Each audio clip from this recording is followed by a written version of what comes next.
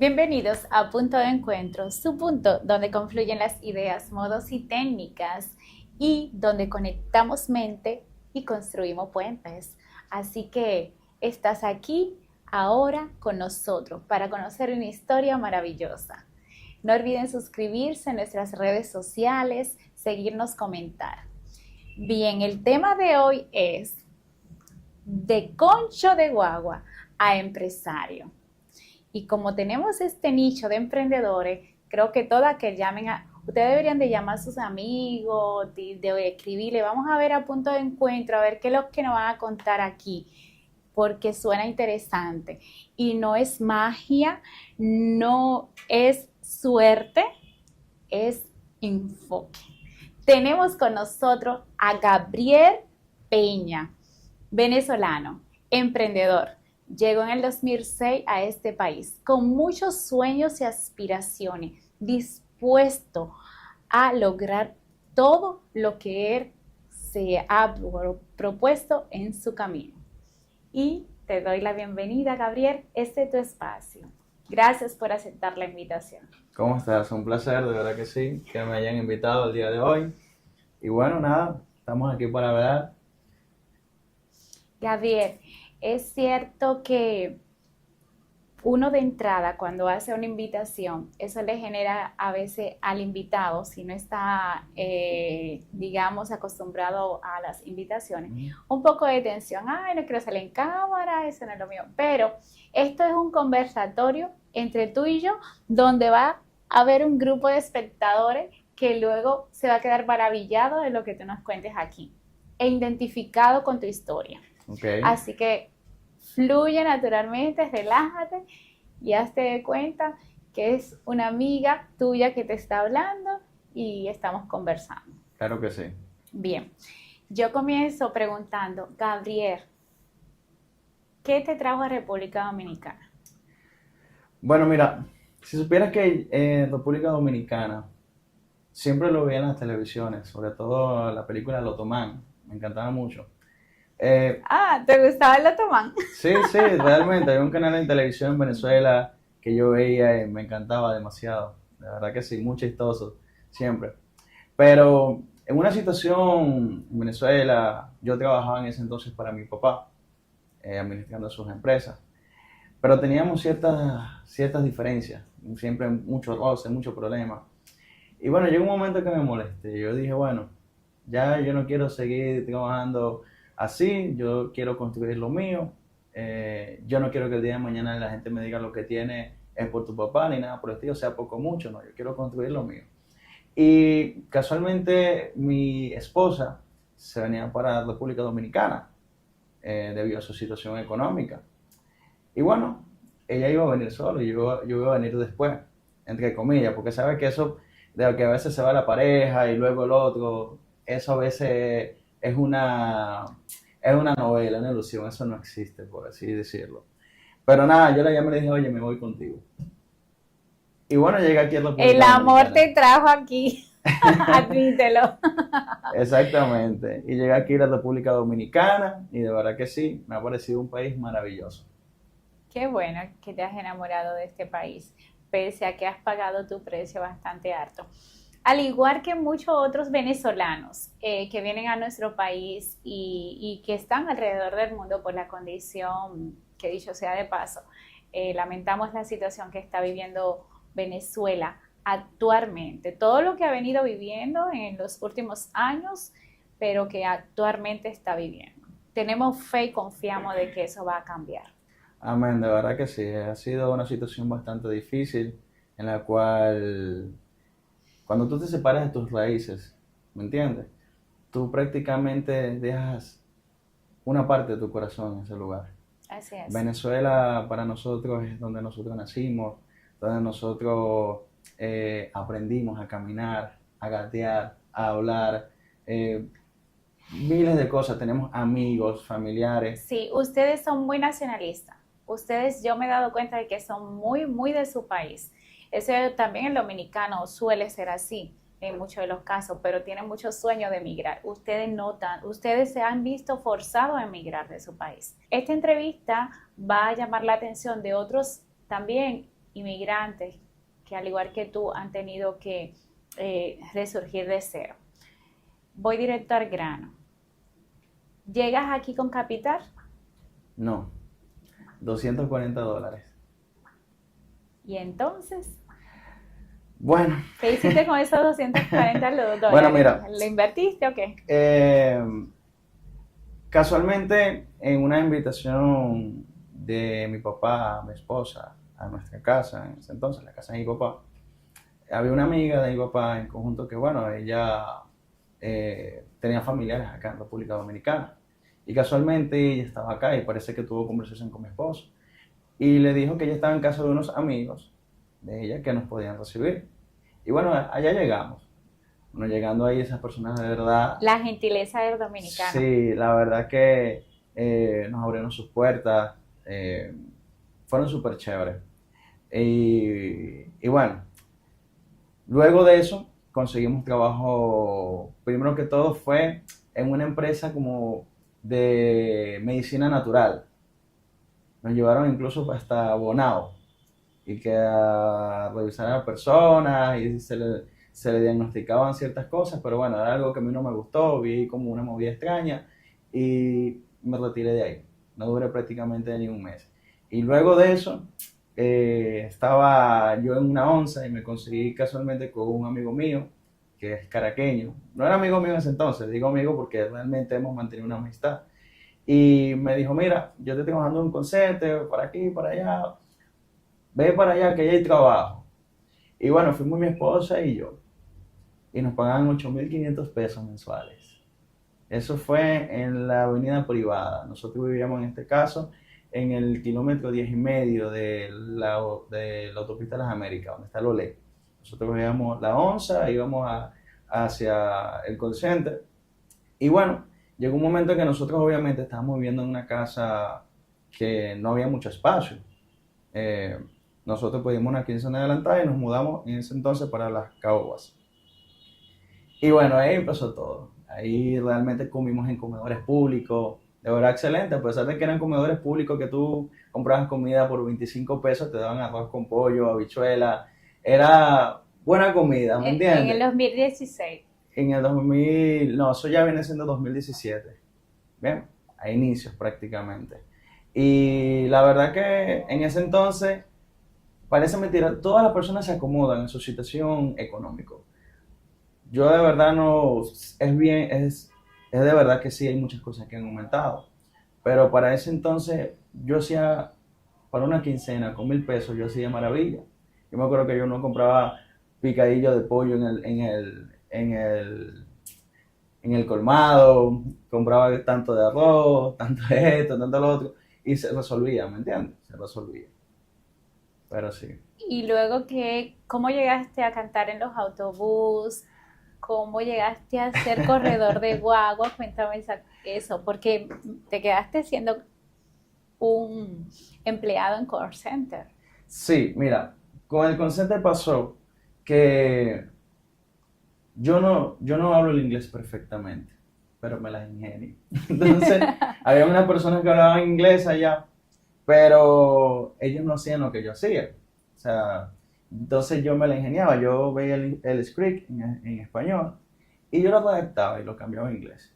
Entonces yo empezaba por lo menos, hello, good afternoon, eh, I'll call you for, ta, ta, ta. Entonces le preguntaba algo, por lo menos. Eh, un No, ejemplo, no, no. con su factura de electricidad, su electricity bill. Y entonces me respondían algo que no tenía que ver con eso. Yo le decía, of course, yes. Y la gente, oh, yes. Ya prácticamente, yo no entendía lo que me estaba diciendo, pero yo le decía que yes, of course. Ajá. Entonces, Sí, oh, por yes, supuesto. oh, yes, y tal. Y le volví a redactar la pregunta que yo quería que ellos me respondieran. Ajá. Y así era que yo hacía. Entonces el tipo del concepto me decía, tú eres duro, tú eres duro, tú eres duro. Porque yo vendía, pero me pagaban las comisiones muy bajas, 150 pesos. Y a veces eran comisiones que eran repetidas. Y entonces, no, no te lo va a pagar porque es repetida esto. Entonces, bueno, tuvimos un problema. Yo siempre he tenido algo. Yo nunca me he dejado como que te digo, que se abusen de mí. ¿Me entiendes? O sea, realmente yo estoy trabajando, está bien que es tu empresa, pero tú me tienes que respetar, porque yo estoy dando mi servicio, ¿me entiendes? Estoy dando lo mejor de mí para que tú tengas buenos resultados y esos resultados se vean también reflejados en mi persona, ¿me entiendes? Y bueno, renuncié, salí de allí y me quedo sin trabajo. Entonces mi esposa consiguió un trabajo en un gimnasio. Ese gimnasio le pagaban 9.000 pesos mensual. Ella trabajaba desde las 5 de la mañana hasta las 12 del mediodía. Nosotros vivíamos, por decirte, acá, en donde estamos ahora, por decirte un punto, Blue Mall. Y el gimnasio le quedaba en Plaza Central, pero era ya en el Santo Domingo Oeste, en el Caoba. Sí, retirado. Exactamente. Entonces, ¿qué pasa? Yo me despertaba a las 4 de la mañana, le hacía su desayuno, salía, porque esa hora estaba solo en la calle, eran las 5 de la mañana. Y bueno, yo salía hacia la avenida, entonces yo tengo mucha memoria. Yo veía las placas, me aprendí la numeración y dejaba que ella fuera. Y yo llegaba a mi casa y yo sabía que era cerca porque a esa hora no hay tráfico. Prácticamente yo llegaba como en 8 o 10 minutos. Y así era, mi amor, ya llegué, me quedaba tranquilo, ya yo sabía que estaba en el gimnasio. Y bueno, ya luego de ahí, en ese mismo gimnasio conozco a un amigo. Y ese muchacho que yo conocí estaba sin trabajo también, él era cantante, yo no, yo cantaba en el baño. Yo cantaba en el baño y me preparé por lo menos para cantar en la sala y todo eso. Y bueno, resulta que me dice, ahora vamos a cantar en los guagos. Y yo le digo, Venezolano. venezolano también, Prince, se llamaba él, que él era de Trinidad y Tobago, pero era también, sus papás eran venezolanos. Entonces yo digo, bueno, le digo, ¿en serio, bro? No, sí, a mí me gustaba la música, ¿me entiendes? Y bueno, nada, empezamos a crear ese proyecto y salimos así a la Nueva Acción, a las 11, practicamos nada más 2 días. Y salimos a la Nueva Acción a las 11 y cantamos, nos montábamos en la guagua. Realmente todos los guagueros fueron bastante receptivos con nosotros. Yo no abría la puerta de salida, porque no podías entrar para no marcar la entrada, entramos por el otro lado. Yo entraba, no era una persona como que estaba acostumbrada a ese tipo de situaciones. ¿Tenían Y instrumentos? ¿Usaban instrumentos? no, nosotros compramos una bocina, esa bocina poníamos una pista de karaoke, Sí, llegué le a poníamos ver. un poco de brillo, un micrófono. Entonces, era un tema de que, bueno, a muchas personas le da pena, claro que sí, y a mí también, porque no estaba acostumbrado a eso. Pero yo usaba lentes. Y parece mentira, va a sonar muy chistoso para muchas personas, pero eso para mí era como que si fuese el antifaz así de un superhéroe, que tú sientes que esa persona no te reconoce, no te ven. Cuando yo me ponía esos lentes, yo entraba ahí, respiraba profundo, Te transformaba. y cuando ya iniciaba mi primera palabra, le daba para allá sin pena. Y empezaba, entonces me decían el salsero en ese entonces. El Cantaban salsero. salsa también. Yo cantaba salsa, cantaba algunas canciones de reggaetón, entonces la gente, empezaba la broma, porque el que cobraba, el cobrador de la guagua, siempre ellos son como muy activos siempre, entonces, empezaba la broma, y quizás si no lo activabas tú cantando, ellos lo activaban, y la gente bailando y la cosa, y entonces, El dominicano bonchando en la guagua. exactamente, no, Típico dominicano. exactamente, no, Ya y, cogiste. y de ahí, bueno, empezaron a llevarse muchas personas, cantantes amigos míos de la calle, migración. Sí. Ajá. Te iba a preguntar que cómo se hicieron en ese tiempo. Sí, no, y fíjate que yo llegué a parar hasta, ¿cómo es que se llama? En la Romana, Valladolid, Sí. a cantarle a los turistas. Yo me fui para allá y realmente con lo que hice en la salida cantando, que me dieron el pasaje, y lo que hice allá, más lo que hice también cuando me monté la boba, pagué el regreso y me quedó también dinero. Y fíjate que nosotros hacíamos 3.300 pesos diarios. Diciendo 3.300 pesos diarios. Entre los dos, Entre los dos. Entonces lo dividíamos, pero si tú te pones a ver, era bastante. Diario, o sea, era, más que un sueldo. Ajá, entonces. Más que lo que te pagaban en el call center y todos los demás. Sí, y yo trabajaba de lunes a lunes, prácticamente. Obviamente los domingos trabajaba menos, ¿me entiendes? Porque no había tanta fluidez y se hacía menos.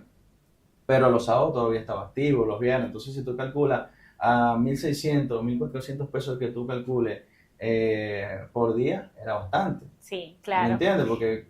Gabriel, tengo que pedirte permiso un momentito, vamos a corto, regresamos en breve, ¿sí? Claro que sí. mi compromiso ante ustedes es firme. Vamos a continuar impulsando las reformas necesarias para abrir un nuevo tiempo en la historia de nuestra nación y dejar un legado de fortalecimiento democrático, consolidación de nuestras instituciones y un desarrollo sostenible que alcance al conjunto de todos los dominicanos y dominicanas. Y hoy quiero reafirmar aquí mi compromiso de asegurar que los recursos del Estado se utilicen de manera eficiente y en beneficio de todos los dominicanos. La escrupulosa honradez de los representantes públicos es esencial para que exista confianza y credibilidad en nuestras instituciones.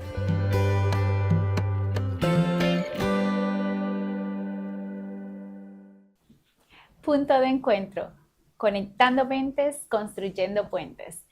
Gracias por estar con nosotros y ser parte de este gran equipo, esta comunidad que va creciendo y que ha decidido emprender y aprender. Gracias, Gabriel, por estar con nosotros.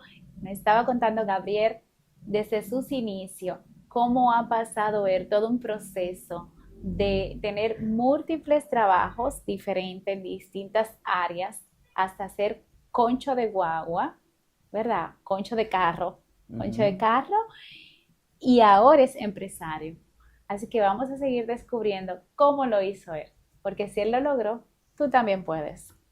Gabriel, nos quedamos en la parte de que cantabas en autobús, llegaste hasta Valladolid, iba con tu amigo cantando y la gente se emocionaba, se lo gozaba. Al principio tenías penita, la gente también se movía en solidarización con ustedes, pero ¿cuál fue la parte más impactante que te sucedió mientras tú hacías ese trabajo? Bueno, mira, resulta que esa persona que cantaba conmigo, casualmente le llegó un amigo de otro lado y prácticamente, como dicen ustedes, me soltó en banda, porque en verdad... Te dio banda de camión. Exactamente, en verdad yo le ponía energía, hacía las cosas con amor, ¿me entiendes? Y eso es lo que la gente siempre, otra, pero en verdad esa persona en ese cantaba mejor que yo. Sí, él tenía el talento y tú Ajá, eras el animador, exactamente. pero él iba en busca de su sueño como... Pero yo era el que presentaba y despedía también, porque también todo eso lleva una presentación. Sí, Y eran un entonces, equipo. era un equipo. Lo cierto es que, bueno, pasó eso y eso me hizo sentir muy mal porque prácticamente él me dijo, óyeme, tú no, esto y esto y lo Tú otro. no das para esto. Como que me sentí usado en ese aspecto. Y recuerdo una vez que yo me monté en una guagua y, wow, ese día yo canté con miedo, porque eso me causó una inseguridad a mí. Lo cierto es que ese día, yo no sé qué fue lo que pasó, pero estaban muchas personas que eran militares, no sé si era de la aviación o aeronáutica. Lo cierto es que ellos me felicitaron y me dijeron en nombre de todos, estaba la hueva llena de ellos, en nombre de todos, te vamos a aplaudir. Y se pararon todos y me aplaudieron dentro de la guagua. Y oye, mira, a mí se me hizo un nudo porque yo estaba pasando en ese momento por un momento para mí que Difícil. me hizo sentir mal, ¿me entiendes? Me dañó el ego en ese momento. Y la verdad que para mí fue difícil.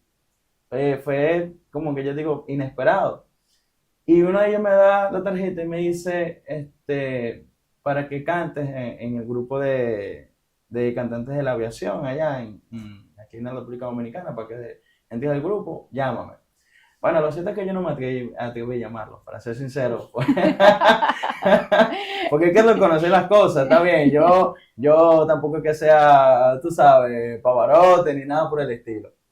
Pero nada. Tienes los pies sobre la tierra. Sabía que no era quizás el arte más perfilado, ¿verdad? Para ti, pero si ellos te hicieran la invitación es porque ellos vieron que contigo se podía trabajar, que carisma tenías, que Exacto. podías ponerle el sazón a la banda de ellos, porque todos aportamos y lo que aportamos termina siendo bueno y válido.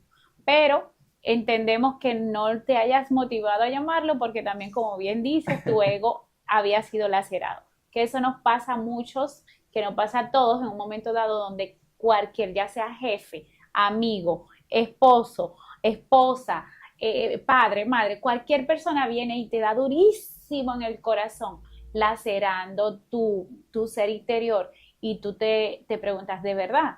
O sea, ¿de verdad me está pasando esto? ¿De verdad no doy para esto? ¿No puedo hacer esto? Qué pena. Y más cuando te abandonan, cuando te sientes como que te usaron y te dejaron. Entonces, la verdad que es emotivo lo que cuentas porque esa pena, me imagino que también te ayudó a levantarte. Sí, realmente lo que para muchas personas creen que te destruye, te impulsa. Así es. ¿Me entiendes? O sea, eso es algo que realmente es así. Cuando piensas que cuando una persona piensa que te está poniendo el pie para dañarte, no es así. ¿Me entiendes? Porque tú te levantas con más impulso y sigues adelante. Pero va a depender también de la actitud y de la inteligencia emocional que tenga esa persona y sobre Así, todo tu entorno. así es. Entonces, bueno, ya saliendo de ahí fui concho del kilómetro 8,5. 8 hasta el Alcal 20 de los Alcarrizos, en el Hospitalito. Ahí me pasó Eh, algo feo también. Pero ¿cómo tú fuiste, Concho? ¿Tenías un carro o Mm, alguien te prestó un Alquilé un carro? vehículo. Alquilaste un vehículo Pagaba 3.500 pesos, no, por eso estaba pagando 4.500 pesos semanal por ese por el vehículo. vehículo. Por el vehículo, Y te exactamente. asociaste con, Con una con... ruta, tenía un amigo que estaba Ujú. trabajando ahí, que vivía conmigo. Yo renté un apartamento. Ese apartamento que yo renté en ese entonces, tenía unos amigos que me dijeron, mira, vamos a vivir juntos. Y bueno, hicimos así. Lo cierto es que yo le rentaba las habitaciones y ellos estaban ahí. Entonces, bueno, al final de cuentas, él tenía su contacto ahí, él hacía su trabajo y yo renté un vehículo. ¿Qué te Y pasó? bueno, recuerdo ¿Qué te me marcó? decía, tú sabes que en el Alcalde 20 hay un puente que no está terminado. No sé si ahora está terminado, tengo mucho tiempo sin ir hacia allá. Pero el puente no está terminado y uno pasaba por debajo. Ujú. Siempre me decían que se podía pasar, aun cuando estuviese lloviendo. Eran las 5 de la mañana, porque nosotros íbamos a la parada hacia allá para traer a las personas hacia acá, hacia el centro, que es donde las personas trabajan. Ujú. Bueno, resulta que está lloviendo. Y llego yo al lugar del puente. Pero como a mí me dicen que puedo pasar, yo le doy. Bueno, yo me meto y cuando yo estoy llegando al otro lado, hay un árbol atravesado. Y con esa lluvia, y entonces el agua se me empieza a meter dentro del vehículo y empieza a moverse. Entonces yo doy por atrás y siento que el vehículo se va un poco de lado. Vehículo alquilado. Yo sin dinero, Ay, pensando que tenía que pagar eso. Óyeme, yo sacaba ese vehículo como fuera. Lo cierto es que yo enderecé mi guía y yo le dije a Dios, Dios, que sea lo que Dios quiera. Y le di para atrás con todo lo que había ese vehículo. Y mira, yo te puedo decir que yo pude haber llegado de la distancia de aquí a Blue Mall. Y yo te lo estaba dando reversa. Yo reacciono cuando yo lo doy así porque ya yo he salido ya de eso. Yo reacciono cuando doy así, giro para devolverme y pego en una de las aceras el bumper. ahí tú Ahí despertaste. yo reacciono y estaba un colombiano, me dice, parce, ¿qué le pasó? Cuéntame. Yo sé qué, pues, y yo le digo, no, hermano, todo bien y broma, porque se me estaba metiendo el agua. Uy, pero no se meta por allá, que eso es peligroso. Entonces, no, tranquilo, hermano. Entonces ahí nos tuvimos que meter por el otro kilómetro, creo que el 20, 24, no sé qué, para poder llegar a la ruta. Y luego de ahí me retiré de eso, trabajé de Uber, luego de Uber trabajé de nuevo en un call center y trabajaba en una empresa de eventos. Esa empresa de eventos muy conocida, VIP Show Producciones. Eh, y entonces, bueno, yo trabajaba en un call center desde las 9 hasta las 6 y luego de ahí trabajaba como DJ. Yo me iba trabajando como de las 7 de la noche y tenía varias horas locas. Y a veces tenía 4 horas locas y cada hora loca me la ¿Y pagaban. a dónde aprendiste eso de DJ? Mi papá tiene una empresa de sonido en Venezuela. Eh, no es que sabía mucho, ¿me entiendes? Pero le conseguí como 2 o 3 fiestas, pero siempre lo veía, y siempre, no es que aprendí mucho al momento, pero soy una persona que aprende muy rápido. Exacto. Cuando llegué aquí, los amigos míos, Gabriel, ¿tú puedes ser DJ? Sí, bro, me empecé y trabajamos en ese No entonces. le tienes miedo al trabajo, definitivamente. No, no, no, no. Y trabajábamos en ese entonces la fiesta del Alfa, de Mozart La Para, Carolina Aquino, para de contar, o sea, para ese tipo de público Sí. como tal. Y por hora lo que me pagaban 1.250 pesos, y tenía 4 horas locas en un día, más mi call center que yo ganaba 26, realmente era bastante. y mi esposa en ese caso también trabajaba casualmente en uno de los salones, que era Ivan Spock, y ella le decoraba, junto a otra amiga, lo que eran los espacios a los artistas. Entonces siempre coincidíamos en algún que otro salón, en todo eso. Muy luchadores, muy esforzados, muy trabajadores. Sí, y luego de eso llegué a la financiera por medio de una amiga. Sí, háblame de eso, que quiero saber, queremos saber sobre el apalancamiento y quiero saber en específico cómo es que ganabas 15,000 pesos y luego pasas a ganar ciento y pico de miles de pesos. Bueno, mira, es importante saber.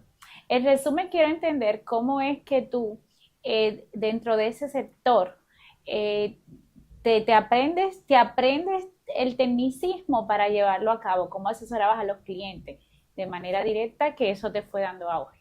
Mira, ¿qué es lo que pasa? A mí siempre me gustan los números.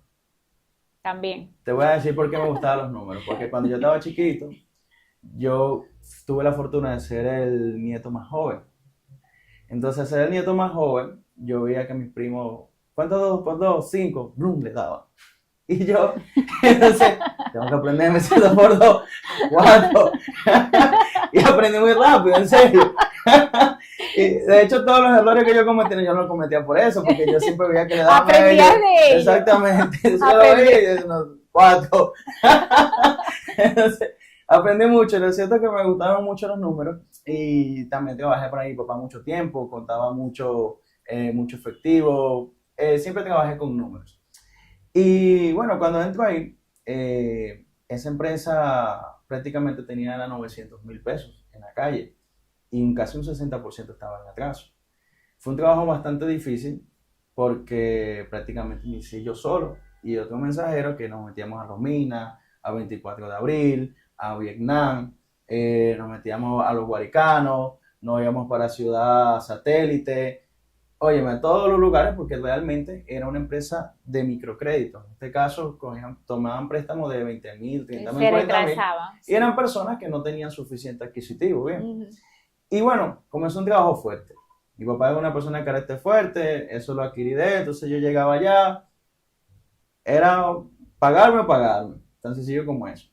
Pero bueno, siempre me caractericé por sumar.